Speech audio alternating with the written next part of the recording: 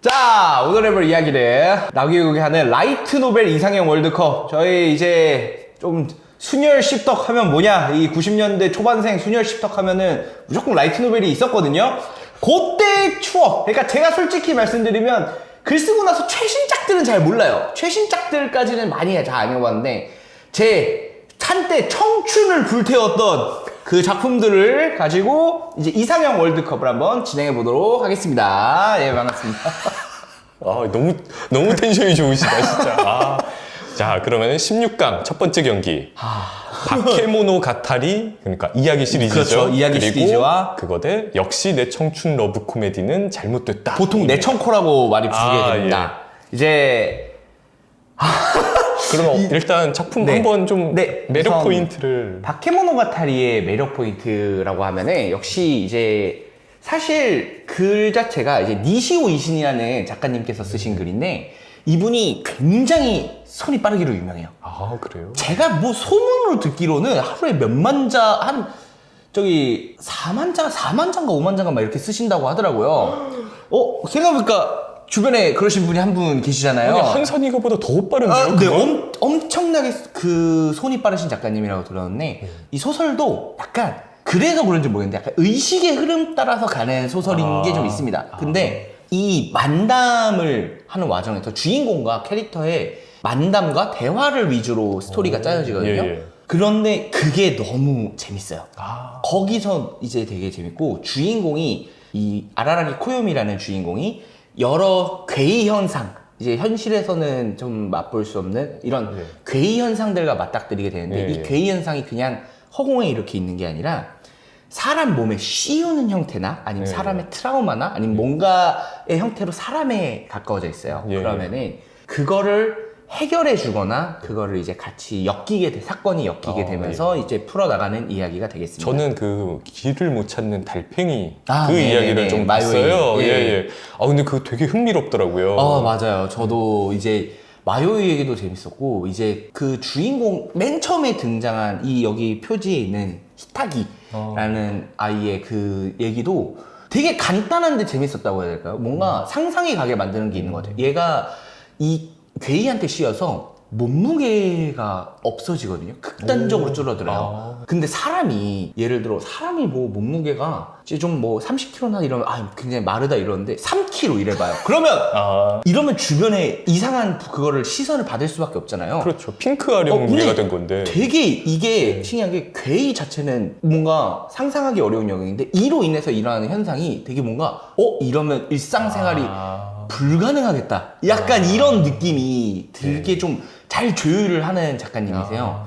그래서 되게 이제 중간에 나오는 또 다른 히로인도 가정폭력 같은 걸 당해가지고 거기에 대한 트라우마로 이제 좀 가는 친구들도 있고요. 뭔가 그런 식으로 되게 현실의 문제와 이 괴이 현상을 두 개를 좀 접목시키는 형태의 작품이었어요. 그래서 그런 점이 되게 마음에 들고 되게 재밌게 읽었던 기억이 납니다. 원래 이 현실과 좀 맞닿은 부분이 있을수록 상상력이 더 커지잖아요. 그렇죠. 그럼 정말 재밌겠는데요, 이건? 이거는 꼭 사실 저는 소설도 소설인데 애니메이션이 정말 잘 나왔어요. 애니메이션으로 만약에 보신다면 이 연출이 굉장히 재밌게 멋있게 맞아요. 연출이 좀 되게 특이하더라고요. 네, 맞아요. 근데 이제 연출이 왜 특이한가를 보면은 그 제작사가 특이한 것도 있는데 작품도 좀 비슷한 느낌이에요. 되게 약간 뭔가 일반적인 소설이랑 다르게 되게 뭔가 좀 몽환적이고 어지럽고 약간 그런 식의 작품이었어요. 그래서 되게 특별한 그런 감성을 느끼고 싶으면 꼭 한번 추천드리는 작품입니다.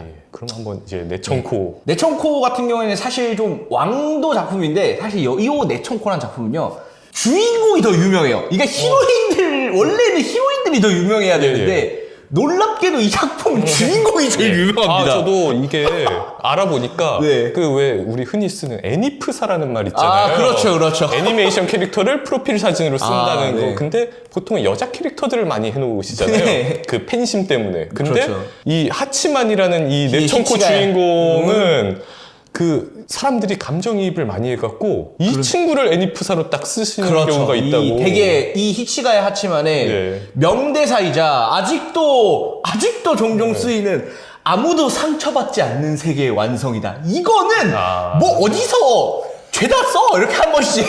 아, 이게 뭐였냐면, 작품적으로 보면은, 자기만 좀 희생해서 내가 나쁜 놈이 되고, 모든 사람들이 다 화목하게 되는 그런 에피소드였었던 걸로 기억하는데요. 약간, 그런 거죠. 이제 자기가 되게 퉁명스럽고, 막 이렇게 무뚝 모든 거 다 싫다고 하고, 뭐 어쩌고저쩌고 막 이렇게 불평불평 하다가, 꼭 마지막에 나가서 멋진 척 하는 놈들 있잖아요. 그런 애가 딱 주인공이에요. 근데 그게 엄청난 매력 포인트로 작용했기 때문에 되게 사람들이 뭐냐면 주인공이 되게 이제 사회에 굉장히 좀 불만이 많는 그런 애예요. 네, 되게 솔직하게 말하면 저는 솔직하게 그렇게 생각합니다. 불만이 많은 사람이 많을까요? 적은 사람이 많을까요? 라고 물어보면 당연히 많은 사람이 많고 보통 근데 장르나 이렇게 라이트 노벨에서는 그런 주인공을 잘 안 다루죠. 용기 있고 멋있고 되게 힘찬 주인공을 많이 다루는데 얘는 그냥 불평불만만 하고 뭐 되게 막 툴툴대기만 하고 막 뭐라고 하고 뭐 되게 예쁜 히로인이나 이런 애랑 만나도 뭐 이게 막 그냥 아예 필요 없다 막 이런 식의 형태에 가까운 캐릭터다 보니까 사람들이 뭔가 근데 그 와중에도 한 번씩 멋있는 걸 해요. 딱 한 번쯤 이렇게 딱 히로인들을 위해서 약간 나쁜 남자 스타일. 그렇죠. 약간 나쁜 약간 조금 모자란 나쁜 남자 이런 그런데 되게 그런 캐릭터들이 일본인들이나 아니면은 뭔가 세계적인 되게 캐릭터가 너무 매력적이어서 그런 정서랑 공감대가 많이 불러일으켰던 것 같아요. 그래서 저도 사실 이 작품도 히로인들도 굉장히 매력적이거든요. 한 명만 이제 저는 유이라는 캐릭터를 되게 좋아했었었는데 그럼 요 캐릭터는 아니에요. 아니죠. 유이라는 캐릭터를 좋아했어요. 얘는 이름이 잠깐 순간 기억이 안 나는데 약간 싸나운데 유이는 약간 이제 좀 밝고 명랑하고 약간 이제 같은 여자들한테 좀 시기랑 질투를 받고 약간 뒤에서 욕먹는 쟤 어디 놀러 다닌대 약간 이런 식으로 욕먹는 캐릭터인데 근데 저는 그 캐릭터가 되게 그런 식으로 보이면서도 되게 뭔가 같이 있으면 뭔가 우리가 상상을 하게 되잖아요. 같이 있으면 되게 행복할 것 같은 거예요. 얘는 근데 반면에 이 친구는 같이 있으면 좀 많이 힘들겠다. 좀 기가 빨리는. 조금 힘들지 않을까? 약간 이런 상상을 하기 때문에 그때 유이라는 캐릭터가 그 둘의 상반된 맛을 보는 것도 있어요. 근데 유이랑 같이 있는 것까지 상상할 정도로 재밌게 보신. 원래 다들 그렇게 생각해요. 이거 나만 그런 식으로 몰아가지 마! 다들 보면서 그런 생각한다. 나만 그래! 나만 그럴 리가 없잖아! 그래서 네청코는 그렇고 바케모노 가타리는 또 어떤가? 한번 둘을 이제 슬슬 하나가 떨어져야 되는데 너무 싫다. 둘 다 너무 재밌게 읽었는데 저는 사실 작품의 되게 특이함과 그리고 작품적인 걸로 따지면 저는 사실 바케모노 가타리에 학교를 주었어요. 저는 그 트라우마를 괴이 현상과의 트라우마를 사람의 그것과 연관시킨 게 되게 좋았었어요. 물론 나중에 시리즈가 하도 길어지다 보니까 조금 연관이 없어지는 경우도 많이 가는데 저는 그 사람의 되게 본질적인 트라우마 같은 거나 우리들이 싫어하는 것도 있잖아요. 학교 폭력 아니면 가정 폭력 아니면 이제 여기서 좀 깊게 들어가면 히로인 중에 약간 그 아버지에게 좀 몹쓸 짓을 당하려고 했던 당할 위기에 있었던 히로인도 있었거든요. 그 히로인이 아마 이 히로인일 거예요. 그런데 뭔가 그런 식으로 우리들이 갖고 있는 그런 공포, 그 다음에 좀 되게 트라우마 같은 것들을 사회의 어두운 면도 그렇죠. 좀 어두운 면을 예. 조명했던 작품으로서 승화시켰던 부분이 굉장히 되게 인상 깊게 봤기 때문에 그래서 바케모노 가타리를 저는 주고 싶습니다. 그러면은 같이 있는 걸 상상했지만 지금은 같이 안 계시니까 지금 요즘 이게 원래 오타쿠의 특기인데 이게 보통 이제 분기마다 자기 아내가 바뀐다고. 그 정도예요? 그럼 뭐 옛날 일이네요, 그것도. 그런 식으로 말해야지.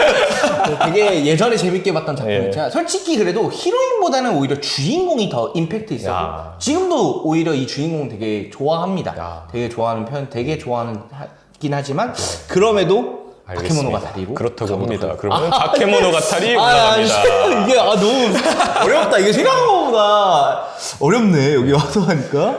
자, 다음 이제 16강 두 번째 경기는 이거 반대로 나왔네요. 근데 이 왜 글자가 반대로 나오지? 글자가 반대로 글자를 나중에 편집할 때 반대로 그 미아레 추천 대 늑대와 향신료입니다. 이거는 사실 조금 조금 정해지긴 했어요. 이거는 그래요? 딱 정해졌긴 했는데 이게 좀 그런 게 있는 것 같아요. 이게 미아래 추천이라는 작품은 아마 많은 분들이 좀 많이 모르실 것 같아요. 이게 근데 한국 작가분이 맞아요. 쓰신 거죠? 오트슨 작가님이라고 네. 해서 갑각나비를 쓰신 작가님께서 쓰신 작품인데 이게 내용이 내용이 조금 솔직히 알아먹기 어려운 내용이 많거든요. 이제 약간 근데 너무 오래전에 봐서 약간 이 미알이라는 캐릭터가 굉장히 한국적인 요소인데 이제 테마 같은 것 쪽도 하고 이제 주인공이나 뭐 이렇게 트라우마 같은 거를 해결하는 그런 역할이었나? 제가 알아본 바에 네. 따르면은 네. 이게 한국 설화들을 되게 많이 맞아요, 차용했대요. 맞아요. 별주부전 맞아요, 뭐 이런 맞습니다. 게 등장을 한대요. 그리고 공산탈춤도 등장을 하고. 네네네. 그래서 뭐 말뚝이가 실제로 맞아요. 등장한다고. 주인공이 그 말뚝입니다. 주인공이 말뚝이에요. 주인공이 말뚝이에요. 그래서 제가 이걸 좀 더 알아보니까 이게 논문까지 나왔어요. 이거를 주제로. 맞아요. 이게 한국식 라이트 노벨이다 맞아요. 해서 되게 한국식으로 해석한 그런 이게 왜 이게 제가 기억이 가물가물하냐면요. 여러분 엄청 오래됐고 중간에 한번 안 나와 이게 지금도 아마 연재 중단인 상태로 알고 있는데 예, 되게 오랫동안 휴재했다고. 되게 오랫동안 휴재를 했고 아마 그리고 그 휴재 기간 때 아마 나오면 봐야지 하다가 영원히 안 나오더라고요. 그래가지고 좀 되게 아쉬웠던 작품이었었는데 그러네요. 초중반에 그리고 이 말뚝이라는 캐릭터가 아직 기억나는데 주인공이 각성하는 씬이 있어요. 나중에. 근데 되게 위기 상황에서 딱 말뚝이라는 걸로 각성을 했을 때 말뚝이로 각성하는 주인공이 거예요? 말뚝이로 각성을 하게 돼요. 근데 그때 진짜 너무 인상 깊게 봤어요. 딱 제가 좋아하는 그 소년 만화 클리셰 있잖아요.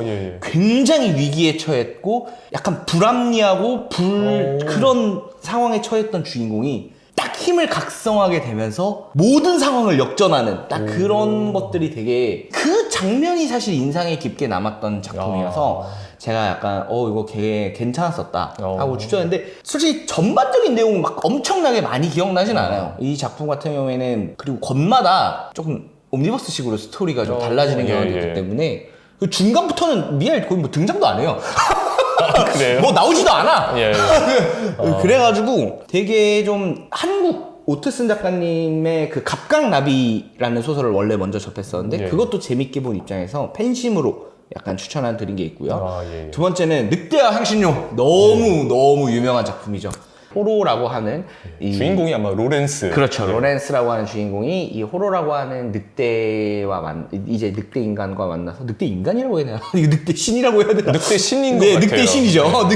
늑대 신과 만나서 이제 둘이서 이제 같이 상업을 일구어 나가는 이제 뭐 물건을 처음에는 보부상 같은 거죠. 이제 마차 끌고 다니면서 여기서 싸게 사서 여기서 팔고 이런 유통업자 같은 일을 하다가 이제 나중에 최종적으로 뭔가 아예 자기의 건물이 있는 그런 상인이 되려고 하는 목표를 향해서 나아가는 과정인데 굉장히 그 시절에 그 거래 같은 거를 굉장히 디테일하게 짜놔요.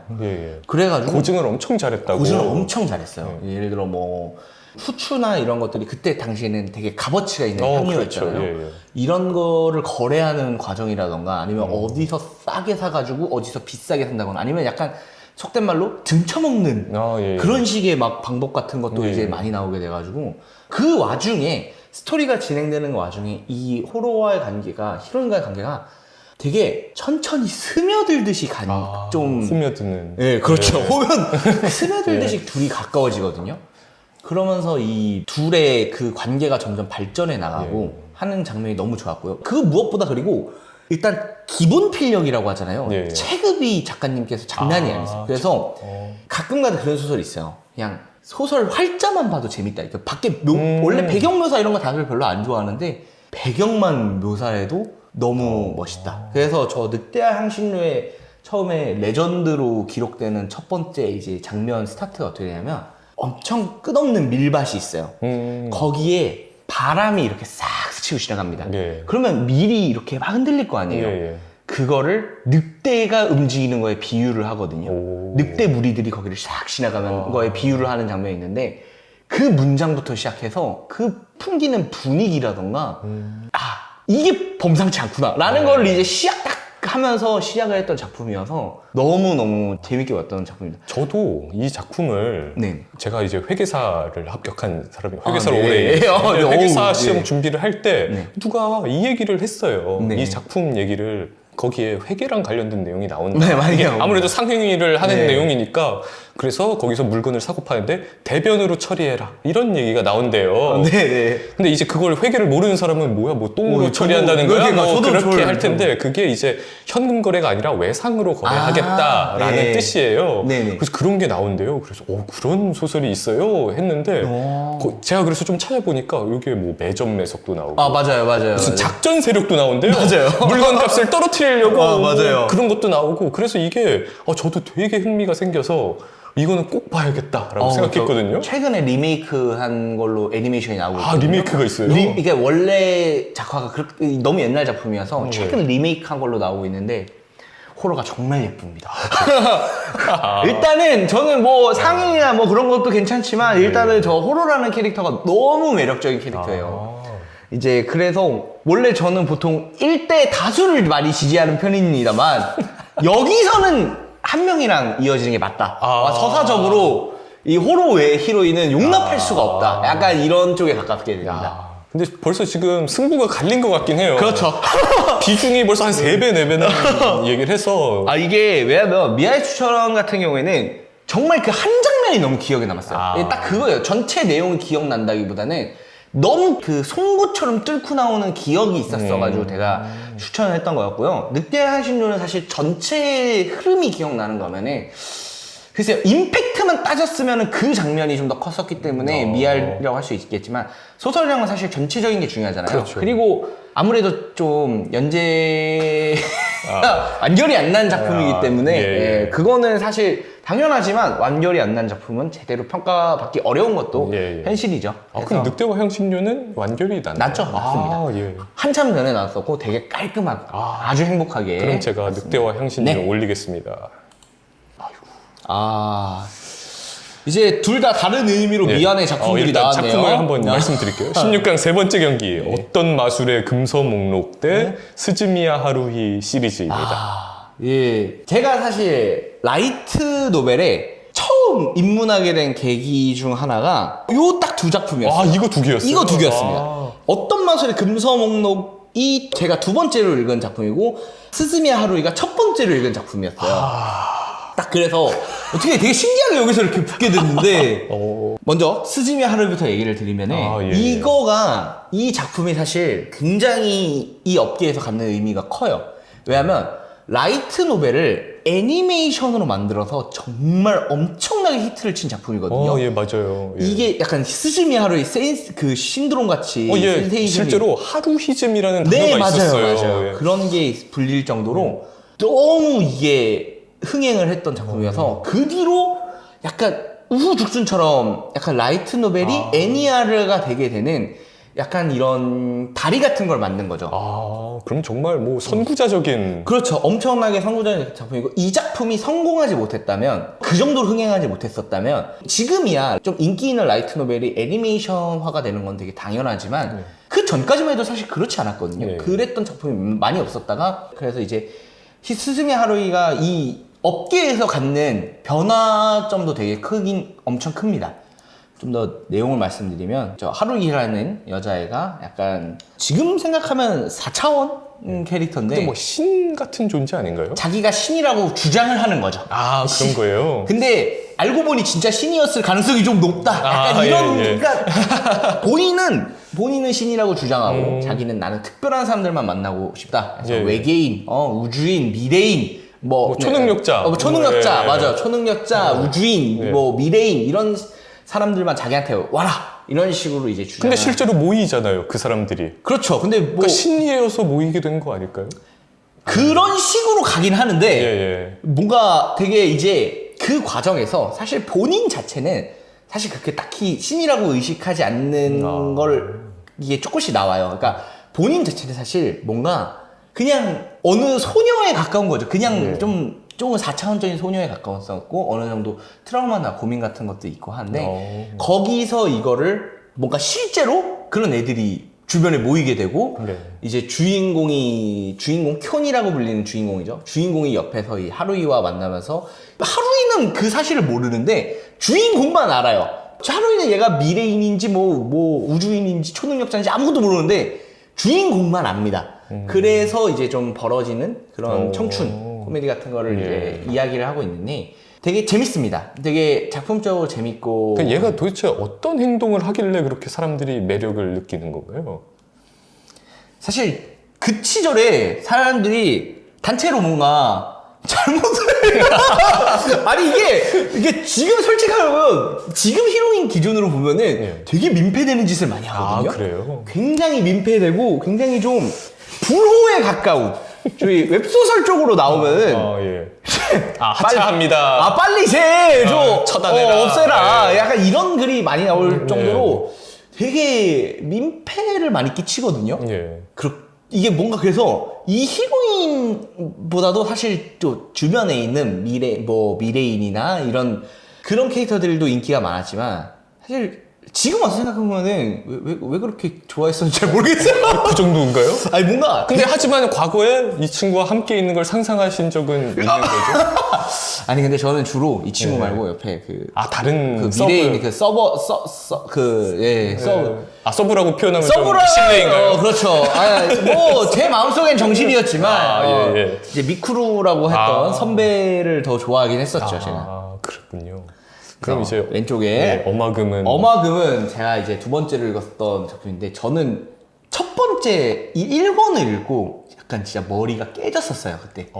이게 너무 상상치도 못한 행동을 했거든요. 이게 뭐였었냐면 일단 뭐 대충 스토리를 잠깐 모르시는 분들을 위해서 얘기를 해주면 여기 뭐 초능력자들이 사는 학원도시라는 도시가 있고 여기에 마법을 쓰는 애들이 그 마법사들이 좀 홀러들게 되면서 이제 벌어지는 일들입니다. 그래서 초능력자 뭐 과학 쪽 사이드 vs 마법 쪽 사이드로 진행이 되는 작품이고 너무 유명한 나머지 작가님께서 도저히 끝을 안 내셔. 계속 아직도 나와. 작가님께서 정말 15년째 거의 20년 가까이 연재를 하고 계신 걸로 알고 있는데 굉장히 히트를 쳤죠. 그리고 작품도 이제 계속 나왔었는데 저는 1권이 되게 충격적이었던 이유가요. 이 작품에서 지금 1권에 나오는 저 수녀복을 입은 캐릭터를 지키기 위해서 주인공이 희생을 해요. 죽어요, 대신? 주인공이 희생을 하는데 그러니까 원래 보통 뭐 히로인을 위해서 뭐 희생하는 주인공은 되게 흔하잖아요. 그렇죠. 이제 주인공 같은 경우에는 이제 희생을 한 다음에 여기서 기억을 잃어요. 그 전에 자기 인생에 대한 삶에 대한 기억을 잃어버리거든요. 그래서 이제 깨어났는데 이 소설적으로 그때 봤을 때 딱 일어나서 막 괜찮아 이러니까 괜찮다고 걱정하지 말라고 막 이러길래 저는 그때 기억이 돌아온 줄 알았어요. 그러니까 기억이 돌아온 것처럼 얘기를 해요. 근데 알고 보니까 그냥 기억은 없는 채였어요. 기억이 사라진 게 맞았었던 거예요. 저는 이게 되게 여기서 놀라웠던 게 뭐냐면 보통 우리가 희생을 할 때 이제 소설이나 이런 다른 데서 보면은 자기가 희생할 때 자기가 뭐 예를 들어 뭐 한쪽 팔을 희생해야 된다거나 한쪽 눈을 희생해야 된다거나 기억을 희생해야 된다 이런 것들이 그때는 희생하지만 나중에는 되찾는 경우가 더 많거든요. 그렇죠. 그래서 뭔가 그때 극적인 장면을 위해서 뭔가 뭘 희생해야 돼라는 것들이 많았었는데 이거는 그냥 대뜸 진짜 아예 기억을 없애버린 거예요. 희생하기만 하고. 네. 그래서 주인공이 이 뒤로부터도 이제 그 기억에 없어진 것 때문에 그것만의 스토리가 또 따로 나중에 좀 나오게 되는데 되게 뭔가 그러니까 얘는 기억이 없는 채로도 이 여자애가 자기를 기억이 없다고 말하면 걱정할 것 같으니까 기억이 있는 척을 해요. 너무 숭고하네요. 그때 감성에 그냥 그 시절 저의 감성에 그냥 아주 또 그러면 이 하얀 머리 캐릭터와 그때 또 같이 있는 얘는 별로 이렇게 그래요?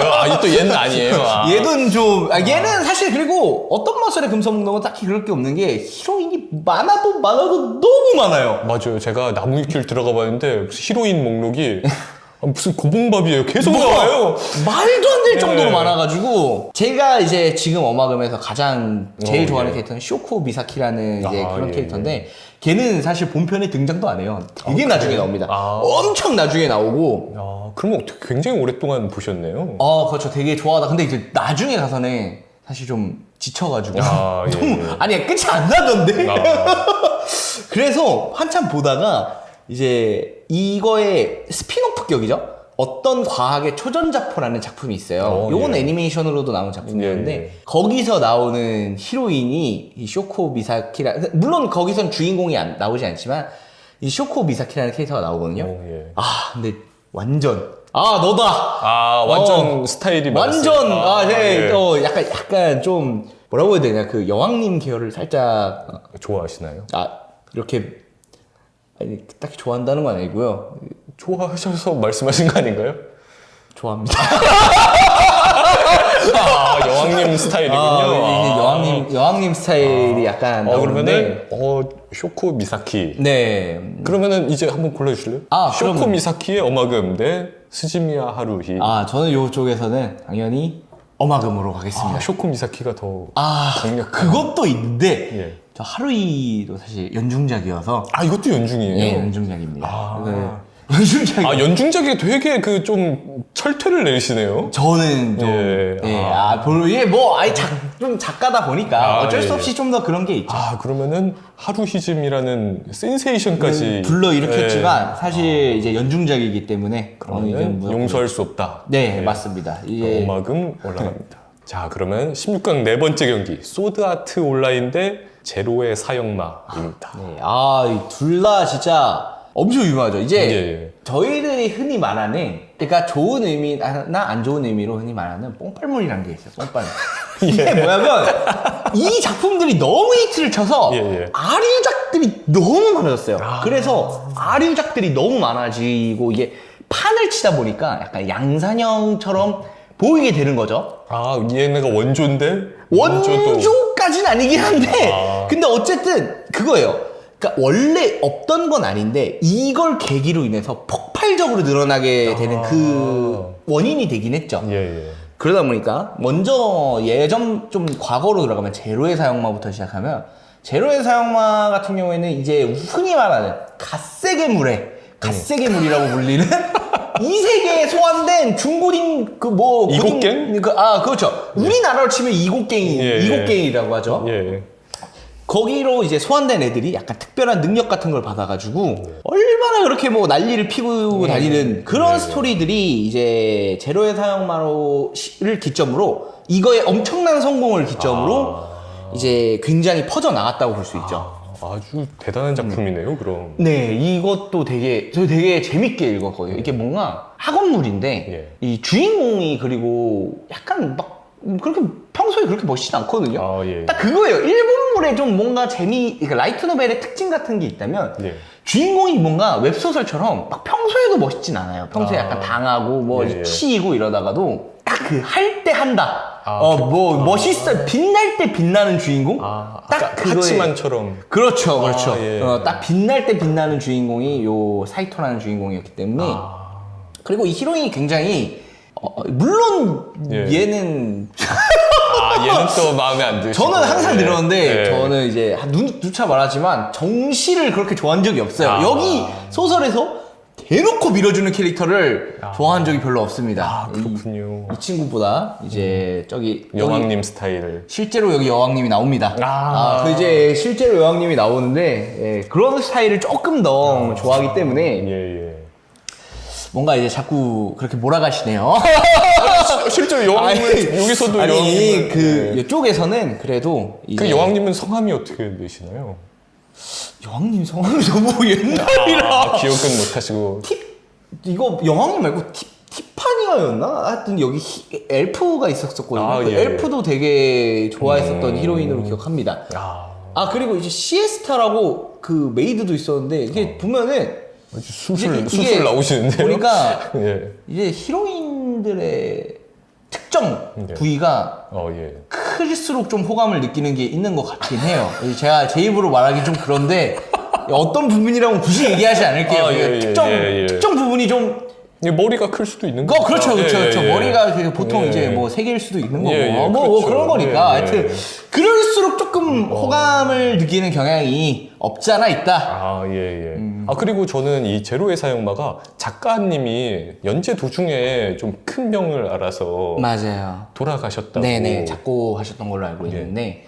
근데 그 이후에 그래도 플롯을 다 짜놓고 네네. 다른 작가님을 통해서 완결을 했다. 네, 맞습니다. 이제 사실 라이트 노벨을 읽은 건 정말 많은데, 읽은 건 많은데, 이제 끝까지 읽은 걸로 따지면은 정말 많지 않은 좀 이렇게 작품 숫자가 확 줄어들거든요. 야, 예.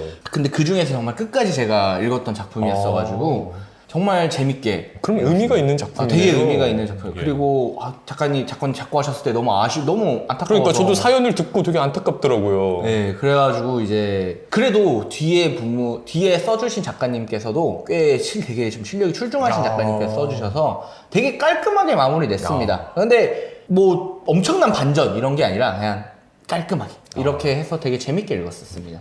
그리고 그럼 소드 아트 온라인. 왼쪽에 이제 소드 아트 온라인에 이것도 이제 그 엄청나게 애니메이션으로 성공을 하게 되면서 작품적으로도 물론 성공했지만요. 그러면서 어느 정도의 센세이션을 불러일으켰고 이렇게 이게 게임물인데요. 맞아, 게임 속으로 들어갔는데 거기서 죽으면 실제로도 죽는. 맞아요. 무슨 살인 게임처럼. 그렇죠. 근데 사실 그래서 이 작품이 되게 신기하게 게임으로 하면은 약간 좀 너무 비슷한 느낌이 들기도 하잖아요. 똑같이 게임인데 들어가면 죽는다 이렇게 하면은 그러니까 똑같이 이것도 이세계물로 써요. 그래요? 약간 이세계물처럼 돼요. 그러니까 이세계물인데 예전에 이세계물에서는 이게 없었어요. 그러니까 상태창 같은 게 별로 없었습니다. 근데 어느 순간부터 갑자기 상태창들이 막 생기기 시작해요. 이제 게임적 요소를 거기에다가 섞기 시작한 거죠.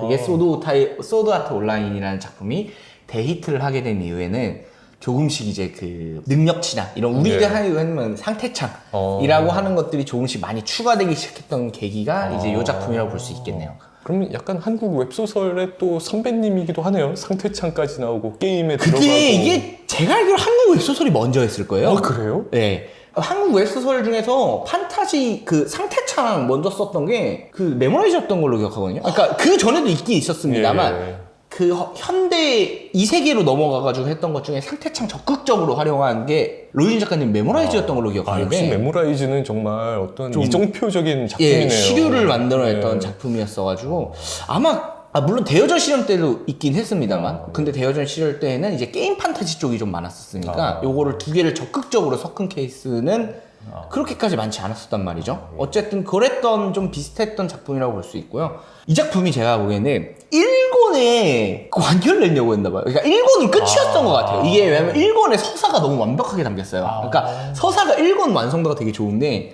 이게 너무 잘 돼서 계속 써야 되는 거야. 그때부터 이제 새로운 스토리를 뭔가 써냈던 것 같아요. 그래서 게임이다 보니까 이 게임 속에서 그러니까 주인공이 그 데스 게임에서 살아 돌아오는 게 1권 내용 다 끝이거든요. 그래요? 그게 3권, 4권 간 게 아니, 아니라? 그냥 바로 1권에 끝나요. 근데 이제 여기서 좀 더 그 데스 게임에 대해서 조금 더 자세하게 나왔어야 되는데 갑자기 이게 빨리 끝내야 되다 보니까 뭔가 되게 마지막에 너무 허술한 방식으로 나와요. 사실은 좀 흔히 말하는 데우스 엑스 마키나라고 하죠. 이제 그냥 약간 좀 어거지로 나오는 경향이 있어요. 그 첫 일부를 좀 더 길게 잡았었으면은 훨씬 더 완성도 있는 작품이 나오지 않을까라고 생각했던 작품이었고요. 그 뒤로는 이제 여러 게임들 이제 맞아요. 후속작도 맞아요. 들어가고 총 쏘는 게임도 들어가고 그 후속작도 들어가고 그 다음에 아예 또 이제 뭐 어디 다쳐가지고 저기서 약간 이 세계처럼 주인공이 아예 그 게임 세계 속에 넘어가 버린 것도 있어요. 그러니까 이 세계는 완전히 아니고 주인공이 약간 그 아파가지고 이렇게 저기서 이렇게 누워 있고 병상 약간 같은 데 누워서 그러니까 의식이 약간 뇌로 오락가락한 연결해서, 상태에서 여기로 넘어갔는데 거기서 기억을 잃어버려요. 그래서 자기가 거기 사람인 줄 아는 거야. 약간 이런 식의 스토리 전개되는 것도 아마 그 스토리가 조금 제일 재밌었던 스토리였거든요. 그래요? 네. 그런 작품이었는데 이제 뭐 두 개를 중에 하나를 둘 다 엄청난 그럼 여기도 혹시 여왕님이 나오시나요? 아니요. 여기는 좀 메인 히로인이 아예 아스나라는 캐릭터로 사실 메인 히로인이 아예 잡혀버렸는데 예. 살짝 제 좀 어느 정도는 근데 막 그렇게 엄청 또 막 취향이세요? 엄청 빠질 정도는 아니다. 그래도 같이 있는 건 상상을 해봤다. 안 할 순 없지.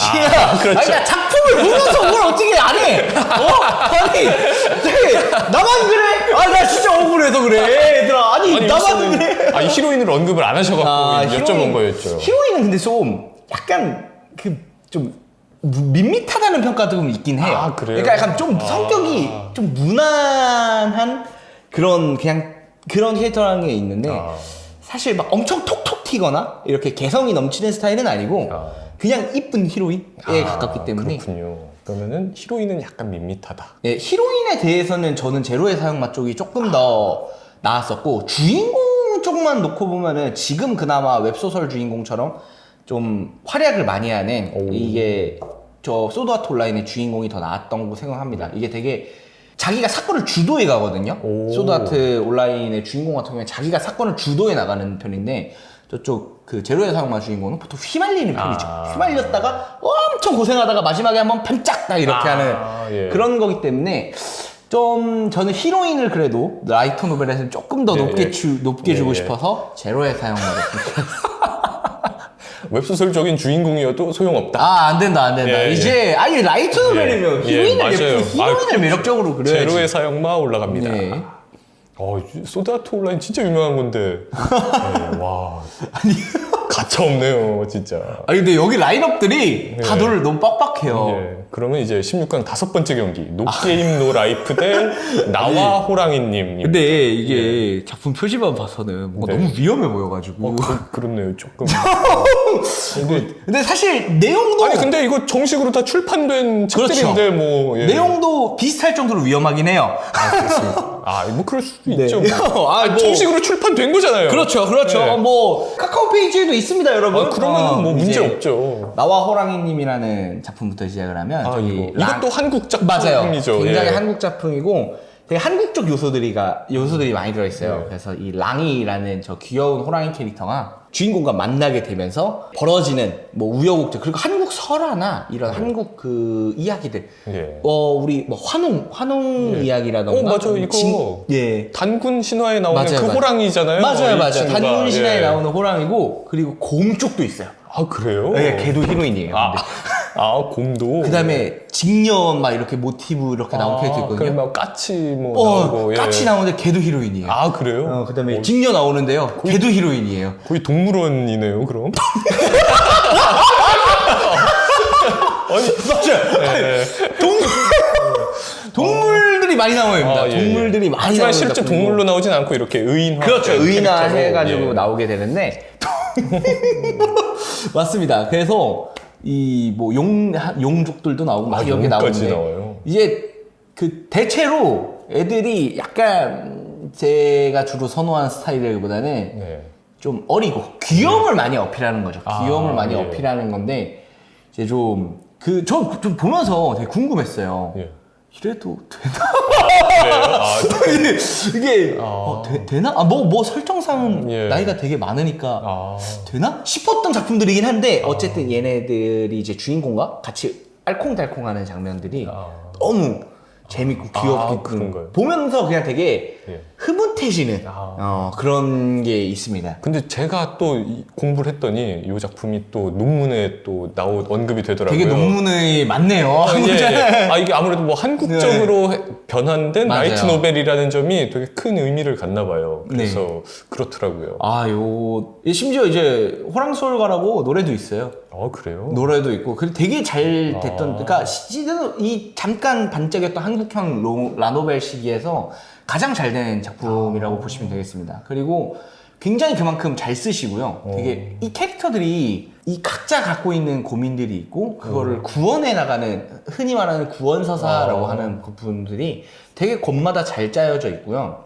그 권마다 딱 기승전결이 있군요. 그렇죠. 그리고 권마다 이제 히로인들이 늘어가면서 이제 나중에는 제가 알기로 화끈하게 그래 이렇게 된 거 여기까지 왔으니까 다 같이 행복해지자 쪽으로 간 걸로 알고 있는데 그래요? 아주 후반부 선택도 굉장히 마음에 들었던 그런 작품입니다. 그러면 점수를 많이 따네요, 그런 점에서. 그렇죠. 일단은 거기서 약간 저와 동료이기 때문에 그러네요. 자, 그다음에 왼쪽에 이제 노게임 노라이프는 예. 요것도 이제 그 게임에 대해서 굉장히 천재인 주인공과 여동생이 그 이 세계로 넘어가는데 근데 되게 독특했던 건 이 세계에서 싸울 수가 없어요. 우리 보통 막 몬스터들 나오고 막 서로 막 죽이고 피튀고 이러잖아요. 근데 거기는 신의 규율로 인해서 직접적으로 위에나 이런 걸 가할 수가 없어요.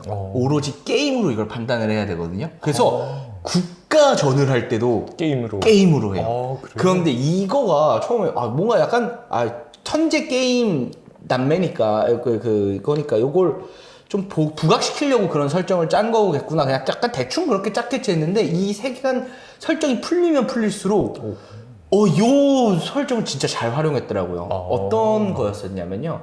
여기서 그 전에 여기 신들이 있는데 그 전에는 서로 진짜 다 죽이고 막 싸웠어요. 그런데 인간들이 다른 종족에 비해서 너무 약하거든요. 그래서 완전히 쇠퇴해요. 완전히 패망의 길을 걷고 인류가 거의 진짜 목숨만 붙어서 살아남는 수준인데 거기서 이제 한 명이 희생을 하게 되면서 신을 불러와요. 그래 그 유희의 신을 놀이의 신을 불러와서 이 모든 거를 그러니까 사람을 이렇게 죽이지 말고 우리 놀이로 해결하게 되는 그런 세계를 만들어 달라라고 해서 이 유희의 신이 놀이의 신이 만든 게 이 게임 처음에 주인공들이 가는 세계관입니다.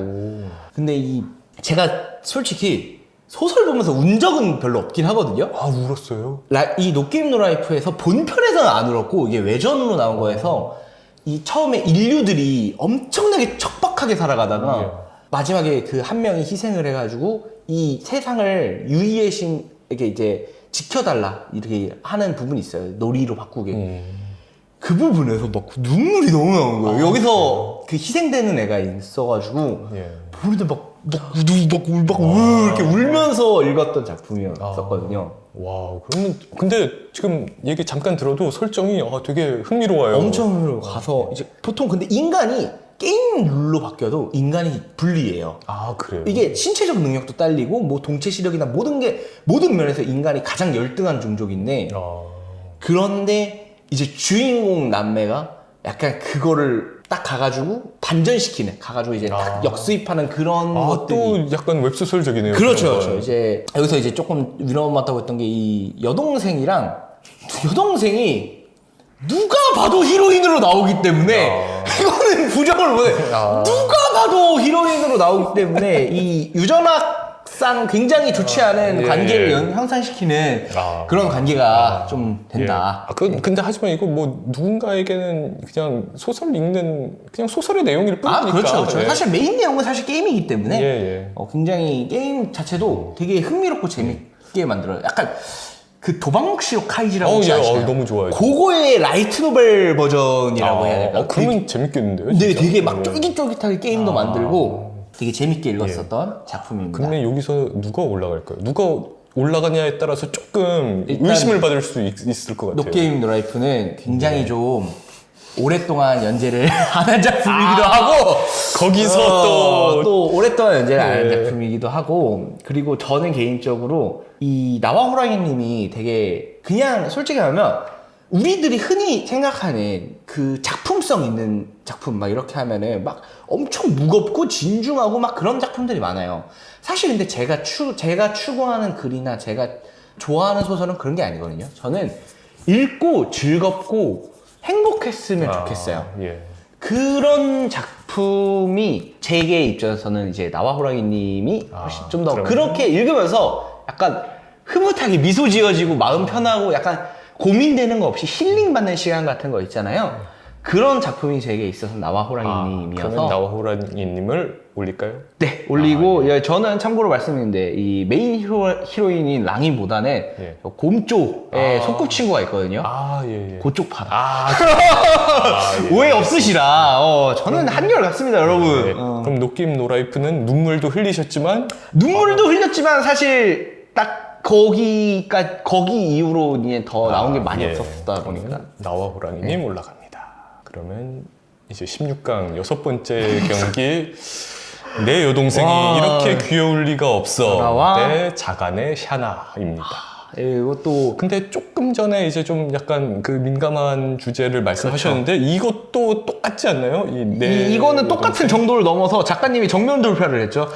아 그래요? 아 정면으로. 진짜 정면 돌파를 했어요. 그리고 온갖 욕이란 욕을 욕을 드셨어요? 욕이란 욕을 바가지 얻어먹고.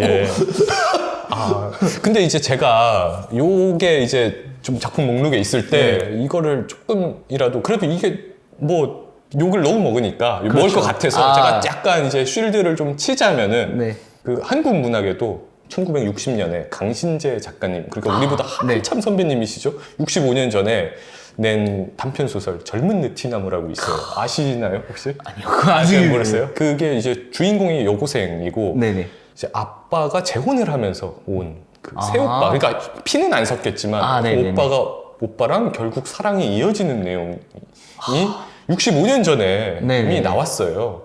근데 거기서 보면은 그 소설 첫 문장이 그에게서는 언제나 비누 냄새가 난다.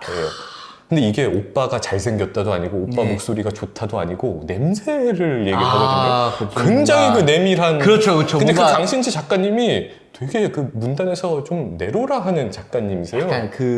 약간 흔히 말하는 끈적거리는 묘사 같은 게 있어요. 약간 이렇게 습기처럼 예, 달라붙는 묘사가 있거든요. 그래서 이게 그 문학 뭐 이 소설은 좀 사람들이 원래 금기시하는 것들을 좀 다루기도 한다. 그래서 좀 쉴드를 치려고 제가 대작가들도 좀 그런 걸 쓰신다.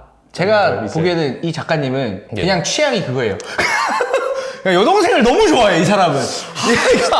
이 사람은 미쳤다니까요, 여동생이? 쉴드가 전혀 안 되는데요. 근데 그 아까 젊은 느티나무 잠깐 얘기하자면 그 소설이 약간 라이트 노벨의 성격인 게 일단 아까 오빠랑 여동생 나오죠. 그쵸. 그리고 아빠가 저기 외교관이어서 빈집이 돼요.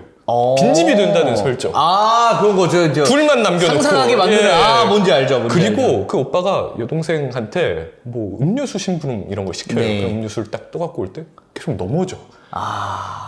도짓코 그거 있죠. 그런 게 또 그렇네요. 있고. 그런 감성이 이제 근데 보면은 결국에는 사람과 사람, 캐릭터와의 캐릭터에는 그런 감성적인 거에서 뭔가 따올 수밖에 없긴 해요. 뭔가 우리들이 매력을 느끼는 포인트들이 정말 예전부터 그렇게 많이 안 바뀌거든요. 그런가 봐요, 정말. 왜 그런 것도 있잖아요. 예전에 그 감자 주는 거 그거 갑자기 기억이 안 나네. 감자 주는 거. 맞아요. 동백꽃.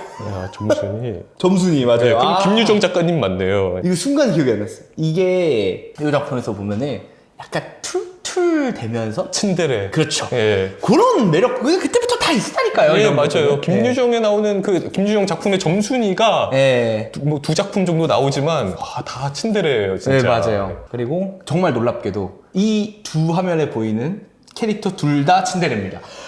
또 그렇군요.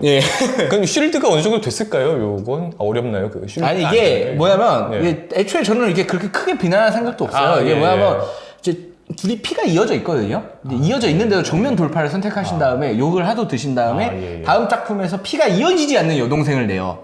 그래서 이거는 이 사람은 진짜다. 당신은 막을 수가 없겠구나. 약간 이렇기 때문에. 그리고 우리들이 흔히 말하는 이 라이트 노벨의 기괴한 제목의 시초가 됐던 게 내 여동생이 이렇게 기울 리가 없어요. 그래요? 이제 이유가 있어요. 이제 왜 이런 식의 제목을 왜 졌냐 하면은 당연하지만 당연히 돈과 관련돼 있습니다. 이 일본 라이트 노벨 같은 경우에는 인기 없는, 그러니까 아니면 좀 잘 못 걸리는 작품, 신인들의 작품 같은 경우에는 이렇게 우리들 책이 있으면요. 책 하나 꺼내볼까요? 책이 이렇게 광고로 걸려야 되는데 보통은 인기가 없잖아요. 이렇게 돼요. 그러니까 표지를 사람들이 못 봐요. 그래서 보면 띠지 같은 거에 표지가 살짝 그려져 있거나 이런데 그러니까 사람들이 볼 수 있는 게 여기 제목이 있는 데밖에 없는 거야. 그러니까 이 제목이 자극적이면 그래도 누구라도 이거를 살짝 이렇게 꺼내볼 시도라도 하는 거죠. 그렇죠. 그래가지고 이제 웹소설의 제목이 그렇게 바뀌게 된 거예요. 라이트 노벨 제목이 그렇게 됐고 결국 그거를 웹소설이 이어받아서 이제 근데 웹소설은 요 정도로 길지 않거든요. 왜냐면은 우리는 카카오 페이지나 문피나 이런 거 보면은 너무 길면은 잘려요. 맞아요. 그래서 거 안에 맞춰서 해요. 근데 여기다가 쓰는 거는 안 잘리잖아요. 그러니까 그렇죠. 진짜 미친 듯이 길게 써요. 아. 그래가지고 일본 라이트 노벨 제목이 길어지게 된 계기가 된 작품이었죠. 그렇게 좀 히트를 치고. 그럼 또 어떤 의미가 있네요, 이 작품 자체가. 그렇죠. 이게 어느 정도 이렇게 변화를 나름 만들어내는 작품인데 뭐 사실 제목 길게 썼다고 변화를 좋은 변화라고 생각하진 않으니까 다만 작품적으로 보면은 굉장히 잘 쓴 러브 코미디예요. 솔직히 뭐 말을 그렇게 했지만 되게 인기도 많았고 그러니까 엔딩 부분에 대해서 굉장히 호불호가 많이 갈려요. 사실 엔딩 부분에서 모두가 원하는 히로인이 있었고 모두가 설마 에이 설마 장난하지 마 에이 라고 했던 히로인이 있었는데 작가가 정면 돌파를 작가가 거기로 갈 줄 몰랐어. 저도 이거 보면서 이건 좀 했었던 게 이제 그렇군요. 왜냐면 여기도 당연하지만 다른 히로인들도 굉장히 매력적으로 썼어요. 그리고 너무 매력적인 나머지 너무 인기가 많았던 이 여동생의 친구 애가 있어요. 아야세라고 해서 엄청 히로인 중에서 인기가 제일 많았거든요. 그러니까 얘나 하다못해 그 쿠로네코라고 하는 얘나 둘 중 한 명이 될 줄 알았어요. 저도 걔네가 좋아지는데요 벌써. 근데 전혀 생각지도 못했던 친구가 그렇군요. 물론 처음부터 표지에 나왔고 모두의 메인 그 스토리에 나왔지만 아무도 걔가 메인 히로인일 거라고 생각을 하지 못했던 이런 이어지게 되면서 굉장히 큰 이슈가 됐던 작품인데 일단은 근데 뭐 엔딩 부분은 둘째 치더라도 사실 작품적으로는 굉장히 정말 잘 쓴 러브 코미디입니다. 캐릭터마다 굉장히 매력적이고요. 이게 이 오타쿠 문화에 대해서 약간 고민하고 있는 일반적인 사람들의 모습 같은 것도 되게 많아요. 이건 오타쿠 문화 사실 좋아서 하는 문화인데 약간 남들에게 밝히기 힘든 문화 같은 것도 있잖아요. 특히 뭔가 흔히 말하는 좀 잘 나가는 뭔가 멋있는 그룹에서는 이런 걸 뭔가 좀 좋아한다, 밝히기가 어려운 경향이 있다 보니까 그런 거에 대해서 되게 재밌고 위트 있게 풀어냈기 때문에 굉장히 좀 재밌었던 작품입니다. 작품적으로는 되게 좋아요. 그러니까 완결도 솔직히 뭐 거기로 갈 줄 몰랐지만 뭐 어쨌든 되게 작품적으로 굉장히 그 작가님의 선택이 그러시다면 취향적으로 굉장히 좋았던 작품이라고 생각합니다. 그리고 뭐 어쨌든 완결 내셨으니까. 그렇죠. 물론 두 작품 다 완결 났었기 때문에 일단 아주 잘 일단 완결 났다는 거에서 저는 일본 라이트 노벨이 조금 완결이 안 난 작품들이 많거든요. 중간에 이렇게 쓰다 보면은 이제 판매량이 점점 줄어들잖아요. 근데 여기는 이제 출판을 권마다 이렇게 하니까 이 권 내용을 플롯을 다 짜고 이걸 다 쓰고 그 다음에 돼야 이제 종이책으로 나오거든요. 그러다 보니까 좀 더 힘들어 하시는 작가님이 많아요. 우리나라 같은 경우에는 사실 이렇게 그냥 재빨리 빨리 올려보니까 뭔가 계속 그냥 연재를 하게 되는 게 있는데 이쪽에서는 스토리가 안 나오면 애초에 출판사에서 그거를 빠꾸를 시켜요. 그래서 다시 쓰라고요. 그런 경우가 많다 보니까 사실 조금 어렵죠. 우리는 사실 웹소설가는 내가 뭐 좀 컨디션이 안 좋거나 해서 뭐가 좀 안 나왔어요. 그냥 올리면 되잖아요. 근데 거기서는 다시 쓰라고. 다시 쓰라고. 그러면 좀 힘들죠. 이제 그래서 아마 좀 연중률이 우리나라에 비하면 굉장히 많은 걸로 알고 있습니다. 그럼 자가네 샤나는 자가네 샤나는 이제 약간 현대 어반 판타지 같은 현대 판타지에서 뭐 이제 마법 나오고 이제 막 이런 식의 괴물 같은 거 뭐 좀 나오고 헌터물 같은 느낌이라고 볼 수 있겠네요. 어떤 의미를 치면 헌터물 같은 느낌이라고 볼 수 있겠는데 굉장히 이제 매력적인 히로인 자간의 샤나라고 하는 매력적인 히로인을 필두로 이제 굉장히 생각한 것보다는 액션 비중이 많아요. 사실 러브 코미디 느낌을 많이 받으시겠지만 러브 코미디라고 표지나 이런 걸 보면 많이 생각하겠지만 거의 대부분이 액션이고 약간 이 샤나라는 여자 히로인이 굉장히 싸우면서 이제 딱 그 어려운 적들과 싸우면서 이제 극복해 나가고 그런 과정이 정말 많습니다. 그럼 주인공이 샤나인가요? 그러니까 주인공이 남자애가 있는데 유우지라고 주인공이 남자애가 있거든요. 근데 이 옛날 일본 라이트 노벨의 특징이 뭐냐면 주인공을 좀 극단적으로 죽여버리는 경향이 있어요. 극단적으로 캐릭터를 밋밋하게 만들어버려서 히로인을 되게 부각시키는 경향이 있단 말이에요. 그게 유우지의 대표적인 애가 이제 유우지라는 캐릭터인데 물론 후반부에서는 좀 달라집니다. 후반부에서 이 유우지의 정체가 밝혀지면서 좀 다른 의미로 이제 가게 되긴 하는데 어쨌든 초중반만 봤을 때는 유우지는 그냥 옆에 서 있는 병풍에 병풍 좀 주인공. 그런 예. 좀 병풍형 주인공이 많아요. 이제 얘가 이제 싸움은 사실 샤나가 다 하고 옆에서 이제 좀 조언을 해준다거나 뭐 응원하고 네. 약간 아이 파이팅 하고 이렇게 둘이서 약간 초반에 이 약간 둘이 꽁냥거리는 파트 있으면 살짝 그때 같이 나와서 이제 해주고 보통 그러다 보니까 완전 액션에 많이 가까워져 있고 지금 보면 좀 약간 좀 얼굴 붉어지는데 약간 앞에 막 별호 같은 거 있잖아요. 그 이명 같은 거. 예. 이것도 막 엄청 멋있게 지어가지고 뭐 허수 뭐 어쩌고저쩌고 막 이렇게 하면서 되게 그때는 그게 멋있었어요. 예. 지금은 조금 부담스럽긴 한데 그런 걸로 했던 작품이었습니다. 되게 그냥 액션 왕도물로 보이밋걸 액션 왕도물로 봤을 때 되게 잘 짜여진 완성도 있는 작품이었어요. 다만 지금 보면 약간 중이병 같을 것 같긴 해요. 감성 자체가 약간 중이병 같은 감성이어서. 자, 그러면 이제 둘 중에 어느 작품이 올라갈까요? 아니, 네. 약간 세간의 시선을 좀 의식하고 계신 것 같은데요? 아니, 솔직하게 이거 근데 저 솔직하게 그러니까 머릿속에서는 이 장안의 샤나를 해야 된다고 하긴 하는데 그래요? 전 왼쪽을 더 재밌게 읽었어요. 아, 그래요? 그러니까 마음이 재밌게 읽은 거는 왼쪽이 더 재밌게 읽었는데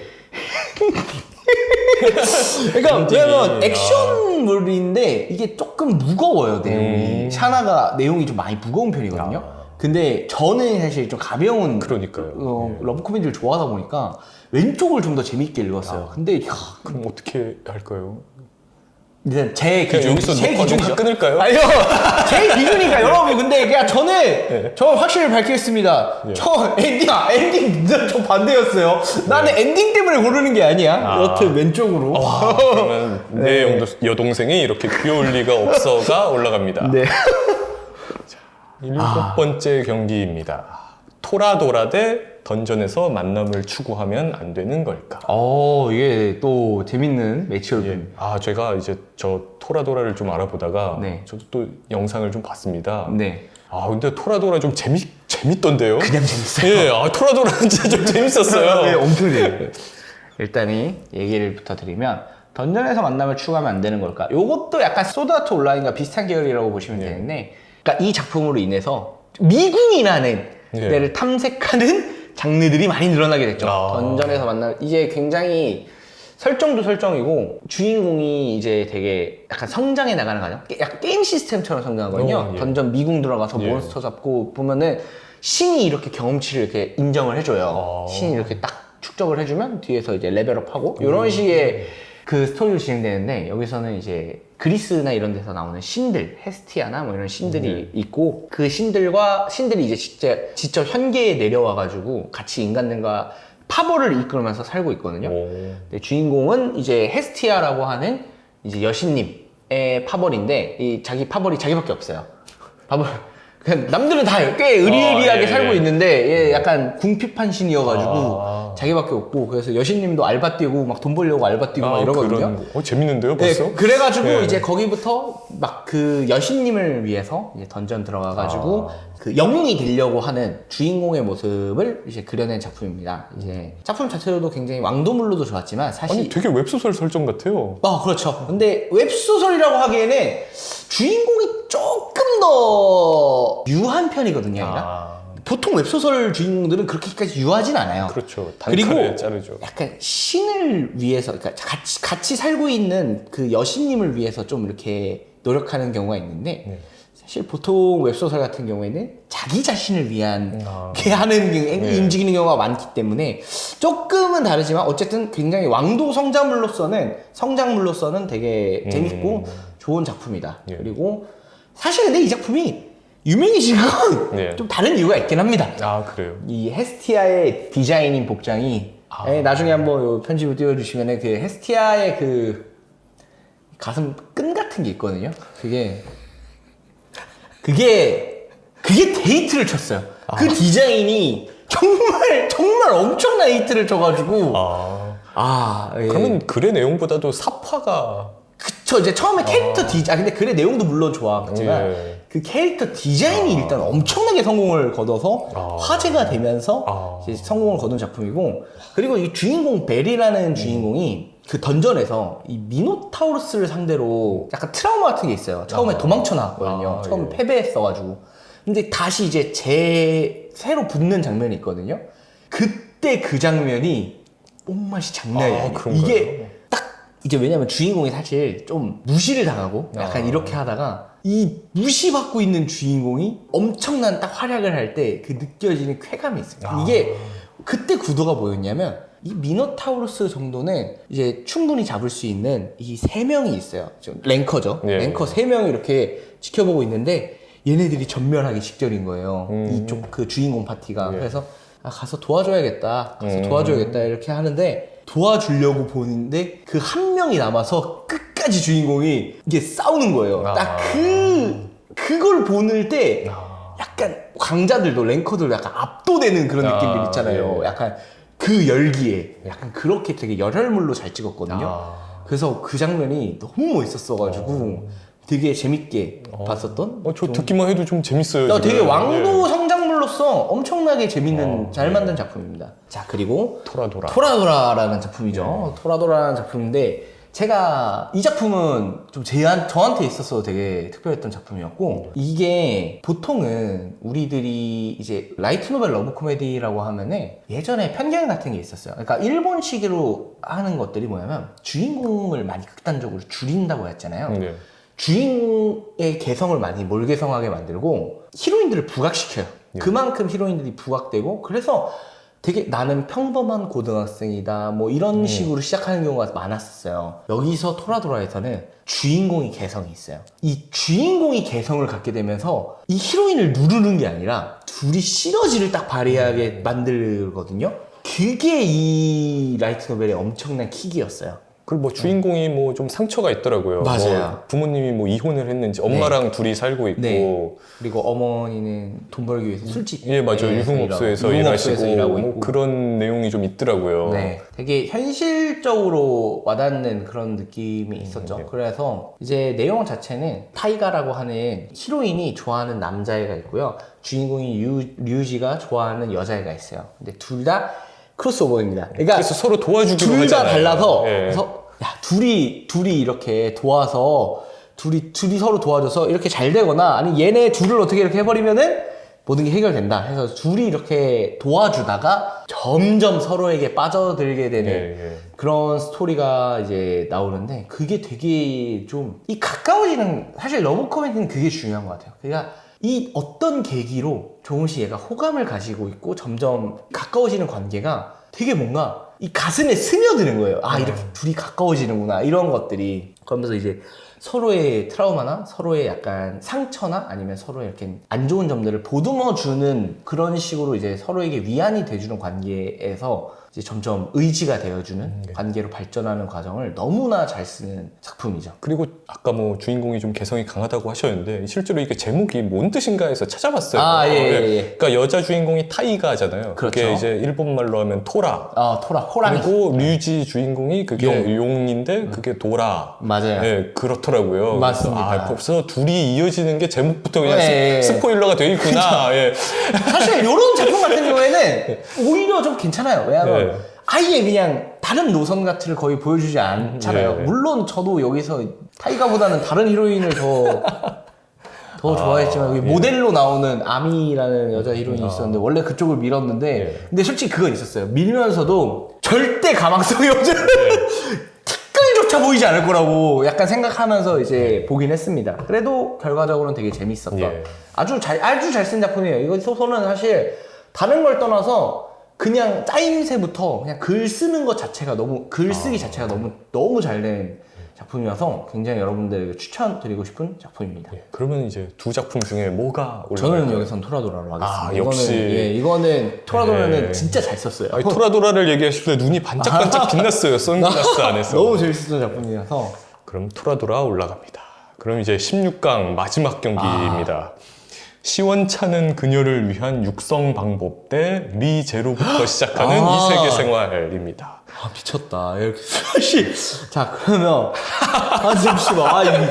당황스럽네. 일단 리제로는 어떤 이유로 따지자고 치면은 소드 아트 온라인 쪽의 계보에 가까워요. 근데 다만 이 작품의 특징이 있어요. 솔직히 말하면 소드 아트 온라인도 그렇고 이제 던전에서 만남을 그 작품도 이제 잘 쓴 작품이긴 해요. 물론 둘 다 엄청나게 잘 쓴 작품이긴 한데 막 솔직히 이제 같은 소설가 봤을 때 그래도 약간 그거예요. 우리가 알던 맛을 잘 썼다. 예. 이거에 가깝다면 리제로는 진짜 잘 썼어요. 세계관부터 시작해가지고 예. 스토리도 그렇고, 그러니까 스토리랑 세계관을 짜는 과정과 그리고 거기에서 주인공이 활약하고 녹아드는 장면.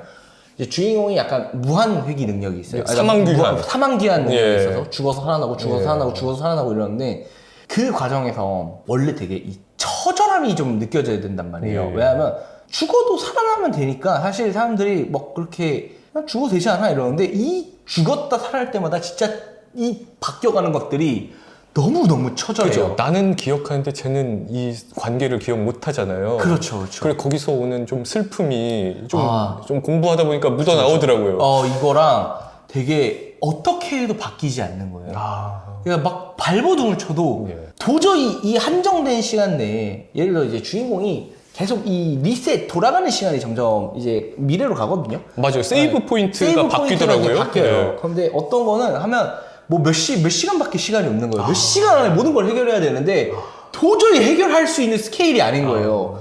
이런 것들의 스토리들이 되게 많이 나오고 이것도 리제로도 약간 일종의 센세이션을 불러일으킨 작품이에요. 그런 것 같아요. 이게 저도 이거 이름은 다 들어봤을 거예요. 웬만한 사람들. 그렇죠. 램이라는 히로인이 너무 저는 진짜 완전 그 메이드 중에서 예. 파란색으로 그 철퇴 휘두르는. 맞아요. 예. 그래서 램이라는 히로인을 정말 제가 정말 좋아하거든요. 그래서 램이 너무 좋다. 예. 이제 RMT라고 보통 부르는 게 있어요. 램 마지텐시라고 이제 우리 램짱 천사다 이러면서 이렇게 하는 게 있었는데 그 램이란 친구가 뭐 제로부터 시작하는 거야 뭐 이런 대사가 있잖아요. 맞아요. 그냥 이제 제로부터 시작하는 거예요. 대사도 램이 하는데 작가가 이 램 히로인을 한 몇 권인가? 4권인가? 5권에서 그 의식을 잃게 만든 다음에 거의 최근에 와서 이렇게 엄청 오랫동안 의식을 이렇게 만들어요. 엄청 오랫동안 이렇게 만들고 그리고 의식이 깨어난 뒤에는 주인공에 대한 기억을 잃어.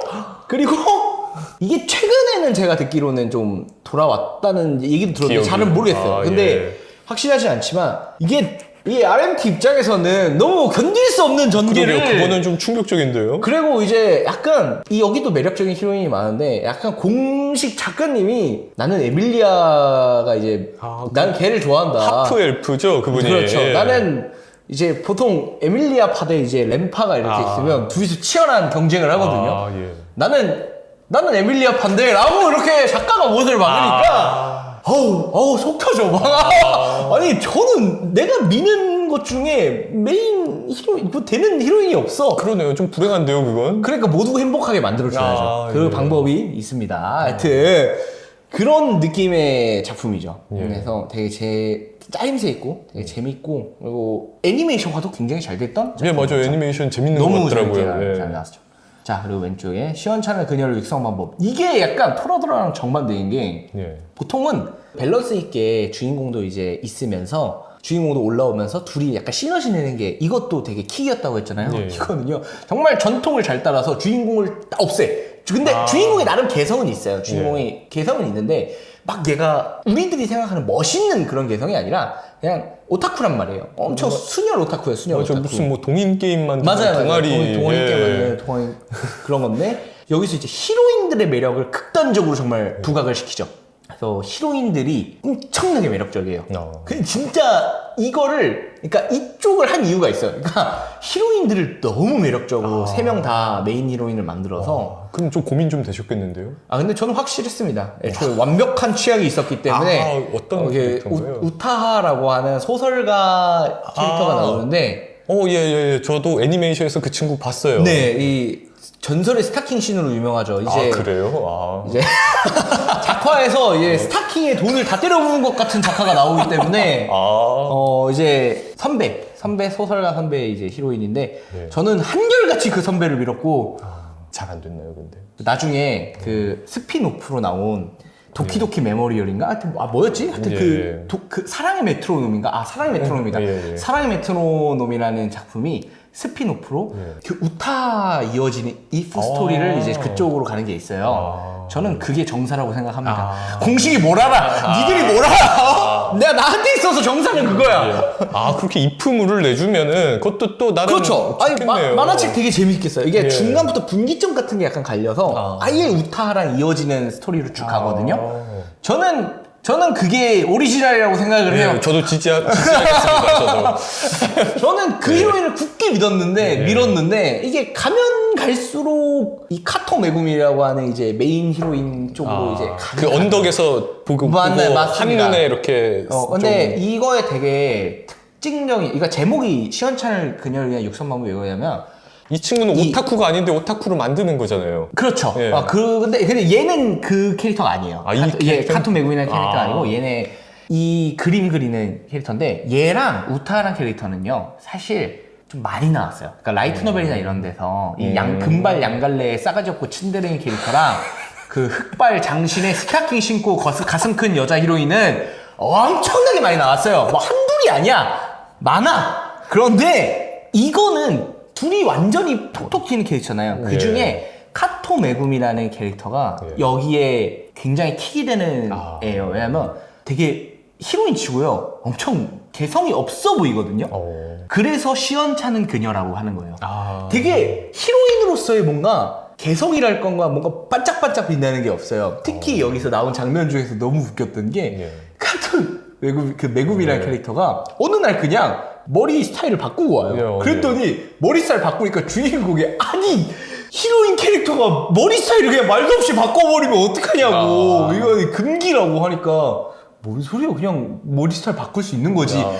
머리 스타일 사실 바꿀 수 있잖아요. 근데 히로인한테는 금기란 말이에요. 약간 이런 식의 재미 포인트가 있는 거예요. 그냥 밋밋한 그 여자 히로인을, 이 여자 캐릭터를 이 히로인까지 딱 만드는데 이게 나중에 이렇게 보다 보면 그 밋밋한 맛에 이 밋밋한 와중에 뭔가 평양냉면 같나요? 그렇죠. 느껴지는 이 깊은 국물이 있어. 깊은 국물이 있어서 이 카토 메구미라는 캐릭터가 나중 가면 더 이상 밋밋한 캐릭터로 느껴지지 않아요. 이게 잘 만든 서사예요. 이게 그러네, 진짜. 처음에는 도저히 라이트 노벨에 나올 수 없을 정도로 되게 밋밋한 캐릭터였거든요. 근데 가면 되게 히로인 치고 되게 현실적이에요. 주인공이 오타쿠잖아요. 근데 옆에다 대고 그건 오타쿠들이 하는 망상 같은 거야. 현실은 그렇지 않아. 뭐 이런 식으로 얘기를 해주는데 이 만나면 만날수록 이 점점 더 이 카토 메구미만의 매력이 이렇게 딱 드러나게 서사를 짜는 게 되게 뛰어난 작품이었죠. 물론 그럼에도 저는 확고한 취향이 있었기 때문에 우타를 열심히 지지했습니다만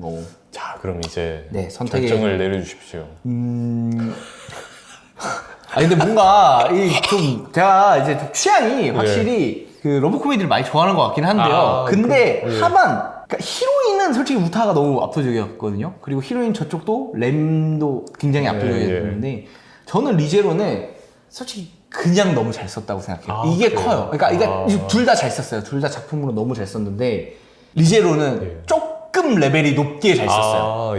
그리고 특히 이 세계관이 보통 우리나라 웹소설들은 세계관을 막 그렇게 빡세게 안 잡거든요. 그렇죠. 근데 리제로는 여기서 나오는 막 온갖 세계관이랑 마녀들에 대한 이야기랑 뭐 마녀단 이런 거 나오잖아요. 그리고 특히 저는 그거는 되게 그러니까 저도 작가다 보니까 사망 얘기가 정말 어려워요, 쓰기가. 이게 잘 쓰기가 진짜 어려운 장르거든요.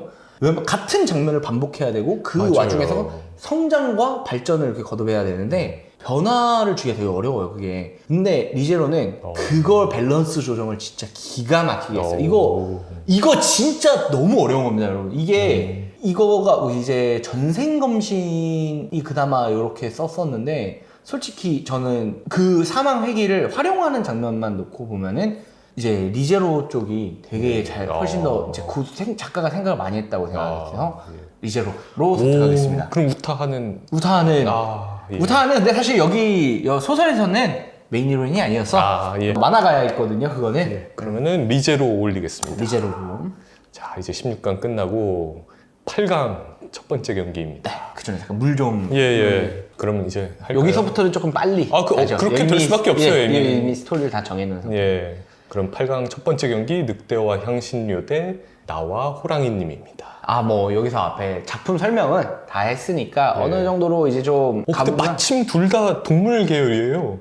그러네요. 호랑이랑 늑대네요.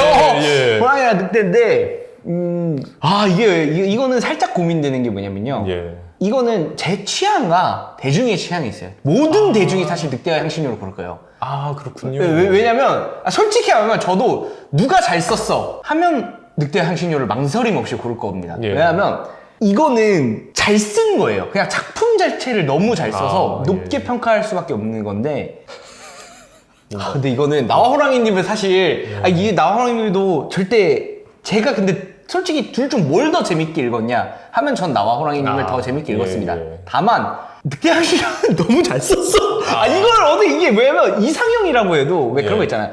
사람이 얼굴이 예쁜 사람을 좋아할 수도 있고 귀여운 사람을 좋아할 수도 있고 약간 뭐 섹시한 사람을 좋아할 수도 있고 이렇게 있잖아요. 근데 그 자기 취향은 아닌데 너무 예쁜 거야. 이런 거가 늑대와 향신료에 가깝다고 저는 생각하거든요. 그렇군요. 그냥 작품 순수 체급이 사실 비교가 안 되기 때문에 근데 저는 나와 호랑이님을 좀 더 재밌게 읽었긴 했다라는 거 알려드리면서 늑대와 향신료로 가겠습니다. 그럼 변명이었나요, 지금까지? 변명이었습니다. 아니 어쩔 수 없어요. 그러니까 왜냐면 저는 재밌게 읽긴 했는데요. 솔직히 너무 잘 썼어요. 늑향은 좀 많이 잘 써서 늑대와 향신료 올라갑니다. 라인업이 안 좋았다. 예. 리제로 8강 두 번째 경기 리제로 대 내 여동생. 리제로 올리십시오. 이제 리제로 올리시면 됩니다. 사람들의 시선을 좀 신경 쓸 수밖에 없죠. 아니요, 그게 아니라 리제로. 잠깐만 이거 바케모노 가타리 대 토라도라. 이게 둘 다 사전에 좀 저한테 극찬을 해주신 두 작품이어서. 맞아요. 둘 다 제가 너무 좋아하는 작품이. 그러면 모르겠다. 이거는 그 정도인가요? 아니 왜냐면은 둘 다 너무 좋아요. 전 특히 예. 니시오 이신 작가님을 진짜 팬이어가지고요. 그게 바케모노 가타리 바케모노 가타리 작가님인데 예. 왜냐면 바케모노 시리즈 말고 카타나 이렇게 칼 이야기라던가 그 시리즈를 다 봤고 헛소리 시리즈라고 있어요. 저는 니시오 이신 작가님의 좀 팬이에요. 그런데 근데 팬인데 팬은 팬이고 당시에 센세이션과 임팩트로만 치면 저는 토라도라가 더 강했다고 생각해요. 그러니까 바케모노 가타리는 솔직히 말하면 정말 솔직하게 말씀드리면 소설보단 애니메이션이 더 재밌어요. 소설로만 놓고 보면 소설보다는 솔직히 애니메이션이 더 재밌어요. 그렇군요. 이게 소설로 보면은 니시우이신 작가님 소설이 특히 그런데 보다 보면 고통스러울 때가 있어요. 의식의 흐름으로 좀 대체 무슨 말을 하는 거야? 약간 싶을 때가 있어서 소설보다는 애니메이션으로 보는 거를 좀 더 추천드리고요. 토라도라는 전 개인적으로 소설로 보는 걸 더 추천드립니다. 결국 우리는 소설이니까. 그렇죠. 주제가 이제 라이트 노벨 이상형 월드컵이니까. 그러면 토라도라로 올리겠습니다.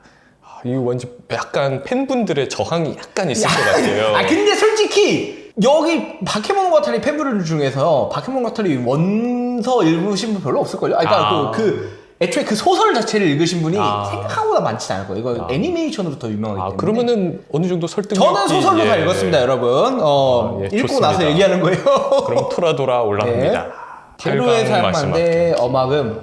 이제 둘 다 한 시대를 풍미했던 작품이었고 재밌었지만 솔직히 말하면은 그러니까 제로의 삶만은 그 시기였기 때문에 좀 살아남은 감이 있긴 해요. 왜냐면 시작이었기 때문에 살아남았다. 이런 게 있어요. 제로의 삶마가 지금 시대에 나왔으면 솔직히 이 정도로 성공하지 어려웠던 작품이라고 생각합니다. 이게 근데 그 시기를 선구한 같은 거죠. 이걸 만들어 나가는 것도 물론 중요하지만 지금 나오면 그 정도로 사랑받지 못했었던 작품이에요. 다만 이제 어마금 같은 경우에는 솔직히 말하면 작가님께서 글 쓰는 순수 체급이 좀 뛰어난 편이세요. 글 쓰는 체급 같은 게 뛰어나고, 그러니까 강약 조절이라고 하죠.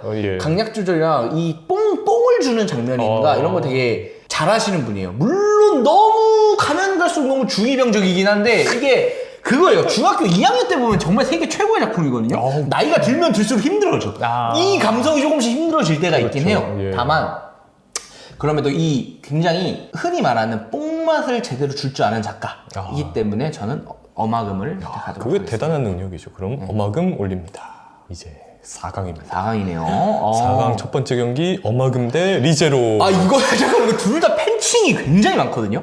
그래요? 이게 서로 팬층이 굉장히 많은 작품인데 뭘 골라도 사실 욕을 먹을 거예요. 이미 근데 많은 작품이 떨어졌죠. 그렇죠. 욕은 이미 너무 있어요. 하겠지만 뭐 개인 취향이니까요, 여러분. 근데 어마금 대 리제로 하면은 어마금 일부만 놓고 보면은 솔직히 저는 어마금 쪽이긴 한데 이게 좀 길어지게 되면서 너무 길어지면 네. 사실 조금 그런 게 있어요.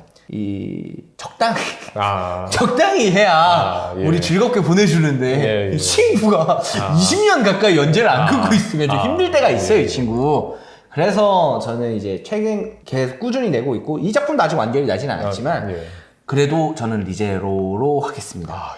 둘 중에 한다면 그러면은 이제 엄마금은 떨어지고 리제로. 근데 아까 벌써 제가 여기서 저만 보이잖아요. 선글라스 속에 리제로를 말씀하실 때 눈에서 거의 불꽃이 나오셨거든요. 저는 근데 솔직히 리제로 그 작가님이 좀 마음에 안 들어서 이제 작가님이 원하는 히로인이 아시아 나랑 달라 왜 좀 그게 제일 아쉬워. 그럼 리제로 올리겠습니다. 4강 마지막 경기. 늑향대 늑향대 토라도라. 이거는 좀 얘기할 수 있을 것 같아요. 예. 늑향의 토라도라는 사실 둘 다 진짜 잘 쓴 작품이거든요. 근데 여기는 완전 제 취향으로 갈릴 것 같아요.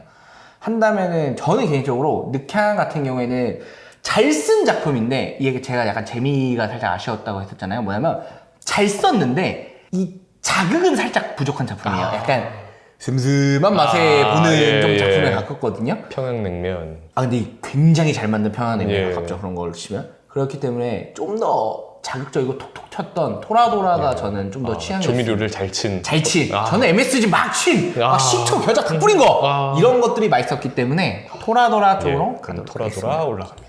드디어 이제 결승입니다. 근데 이게 하다 보면 신기한 게 저는 사실 제가 예상했던 결승전이 있었었거든요. 아니에요 이게? 이게 아니었어요. 그럼 원래 예상했었던 건 뭐예요? 저는 사실 제가 예상했던 건요. 일단은 바케모노가타리가 무조건 바케모노가타리가 들어갔을 거라고 생각했어요. 예. 바케모노가타리랑 그 다음에 이제 뭐 러브 코미디 중에서는 아마 그래도 토라도라지 않을까. 딱 요 정도 생각을 했었거든요. 예. 근데 이제 리제로를 사실 생각을 못 하고 있다가 갑자기 이렇게 딱 만나게 되니까 자, 요 월드컵 결승전 요거는 사실 전 간단합니다. 왜냐면 이건 쉬웠어요. 여기까지 오면 좀 쉬워요. 이제 왜냐면 리제로는 지금도 되게 인상 깊고 되게 너무 재밌고 특히 저는 리제로는 소설도 소설인데 애니메이션을 정말 재밌게 봤어요. 애니메이션으로 본 다음에 그 이후 스토리를 소설로 좀 본 케이스인데 이 소설이 할 수 없는 것들을 애니메이션에서 정말 많이 해줬던 부분이 있습니다. 다만 글로서만 딱 봤을 때는 저는 토라도라가 좀 더 그냥 순수 글로 저 재밌어요. 저는 이거 애니메이션도 봤고 글도 봤는데 정말 보통 드문 경우거든요.